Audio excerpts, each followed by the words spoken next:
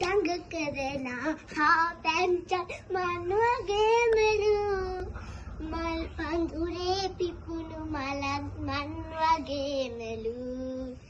මන් වගේම කෝල් හාමි ගී ගයනවලු මම පාඩම් වැඩ හොඳින් කරන හොඳ ළමයෙකු මම පාඩම් වැඩ හොඳින් කරන හොඳ ළමයෙකුලු කුරුළු පැංච අයි කියලා තාත්තා කියනවා දඟ මල්ලක් තමයි කියලා අම්මා කියනවා කුරුළු පැංච තමයි කියලා තාත්තා කියනවා දඟ මල්ලක් තමයි කියලා අම්මා කියනවා